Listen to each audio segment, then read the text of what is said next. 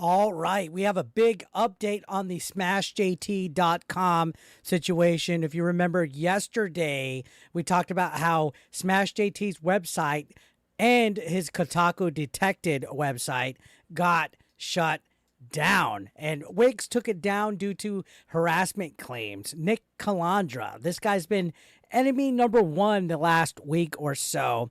He's been on an unhinged warpath when it comes to anybody talking against him or his Kotaku buddies. He called for mass reporting of SmashJT's website and successfully got it shut down. And yeah, everybody wasn't too happy. When you see people getting deplatformed and you see these wokies call for censorship, it's something to be truly concerned about. You know, of course, those guys on that side of the fence tried to label it as us melting down over it, but no, it is shutting down free speech. And I'm against censorship of free speech. The Kotaku Detected website wasn't in any way any kind of targeted harassment. In fact, if anything, it was pointing out anybody that's affiliated, whether they actually work for Kotaku, formerly work for Kotaku, or are friends with anybody for Kotaku. It was a way to label any kind of article so that if you're not wanting to see any kind of DEI or any kind of this weird wokeness, this weird political commentary and SJW agendas that are infiltrating our video games, our video game news, media, you name it, these people are the main culprits. Well, that's what Kotaku Detected was about. And unfortunately, it was taken down, and these people were celebrating. They were gloating, especially Alyssa Mercante, who, if you've been following my channel, Smash's channel, Hypnotic's channel, you name it, she's been called out because of her behavior, especially with all the whole Sweet Baby Inc. fiasco where she was defending Sweet Baby Inc. against the Sweet Baby Inc. Detected group that is on Steam. A similar situation to Smash JT's Kotaku Detected, where it's a listing of things affiliated to let consumers know what exactly is involved in their video games. Well, Alyssa Mercante was all about trying to censor that group and shut it down, and that's essentially what has created Gamergate 2.0. I know some people cringe over that, but this is what it is. It's a battle between the lefties, these people who are trying to control the narrative. They don't want anything opposing it because then their narrative doesn't mean anything. Well, fortunately, Wix has brought SmashJT's website back, and Wix has confirmed that there was no terms of service being violated. So thankfully, Wix saw the truth. Wix did the right thing. I'm going to be honest. I was a little disappointed in Wix. I thought they were going to cave into this woke mob. But no terms of service are broken, and all of the site's information and everything that was listed on it are now back. So good for Smash JT.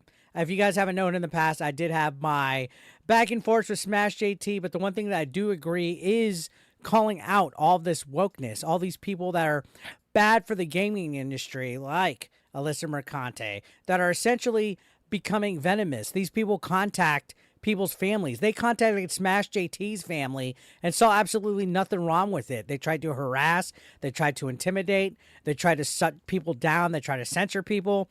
If you've seen this last week, Nick Calandra doxed, flat out doxed Grums, who created the hashtag Free Stellar Blade movement, on his Patreon Discord of over 13,700 members in it, gathering his personal information. If you go against the grain at all when it comes to these people, you are an enemy of the state when it comes to them.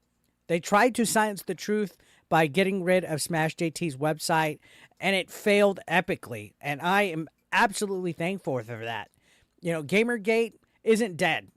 We are basically winning. Every time these guys try to shut us down, we are winning, guys. Smash JT thought it was unfair for Wix to shut the site down without any warning, and I completely agree on that. I think that was a bad choice. Who knows if they had to cave in or how many reports were brought in or if they were playing it safe. I know YouTube at times, if there's privacy claims or copyright claims, they kind of shut down the YouTube channel in question without even trying to get into the legality. So I'm not exactly sure what happened, but I think Wix should have been given a heads up, or at least let Smash give his take on the situation that's going on with them before they fully delete him off their website. But either way, that's all in the past. It's all said and done. The website is now back, and it's correctly running. It's operational with all the information and then some on here. Nick Calandra really showed his mask off on this point, especially when he was gloating over the whole situation. If you guys remember, Nick Calandra asked Smash JT to take off his information off of this website. He fed him a sob story saying that the stuff about him was not true, that it was made up. And of course, you know, you can't win with these people. Even if you cave in a little bit and you negotiate with them, they will take a mile. You give them an inch, they take a mile.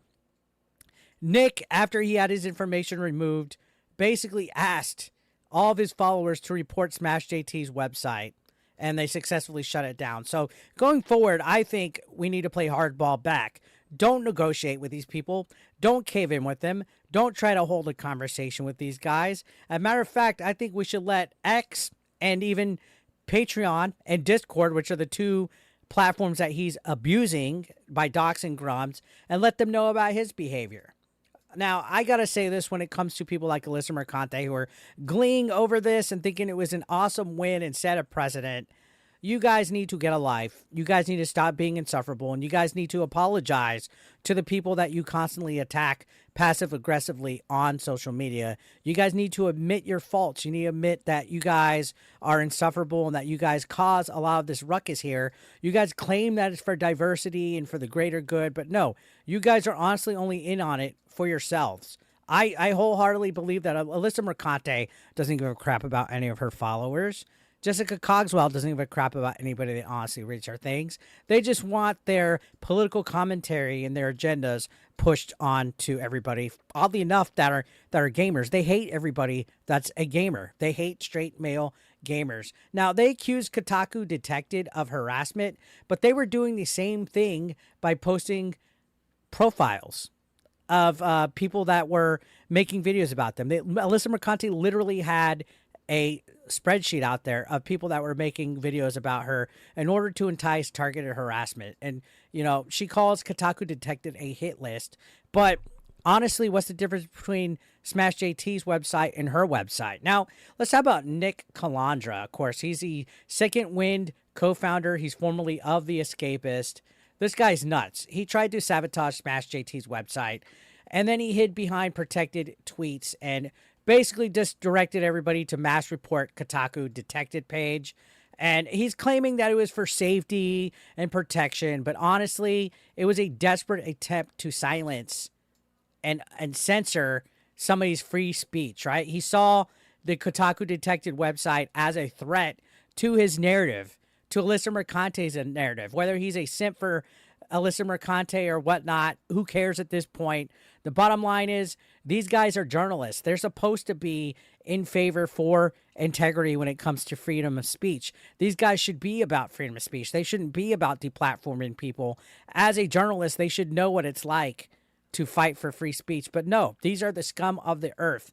And he constantly attacks people. He posts a lot of empty threats. If you look the other day, he literally said anybody that's anti-woke, he would knock them out outside of a bar. Yeah, he's doing calls to action for violence against people that think differently than him. How is this not unhinged behavior?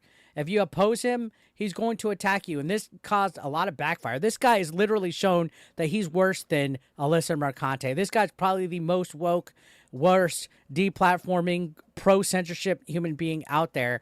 And you know what? Whatever backlash he's getting, he deserves it. I don't care at this point.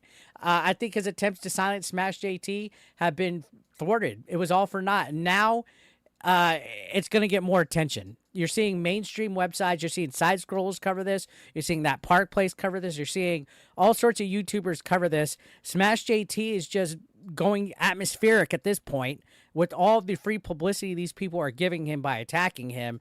They're doing their worst when they could have just silently ignored it, took it as criticism. But no, when you attack people, when you try to silence them, it causes a Streisand effect. And that's what's happening here. So now if he wants to cause legal action like he's threatened against Smash JT, it looks like he's going to have to go against Wix, who reinstated the website saying that there was no terms of service that were broken. And the hosting service is firmly on Smash JT's website, which They said nothing is illegal on it.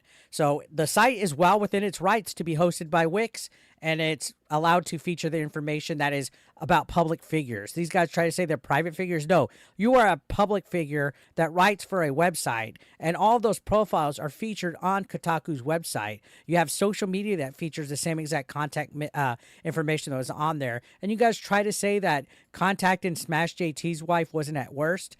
As worse as this? No, you're completely wrong. Contacting his wife was out of bounds. Now, Nick also has a pretty shady history, as I mentioned, with the Discord, his Patreon Discord. He's accusing people of being bigots and stuff, and he's using that to justify doxing Grom. So we talked about this the other day, and he's also threatening physical violence against those who oppose him. So I think this speaks volumes about his character and who he is as a human being. But nevertheless, everything has failed on their behalf.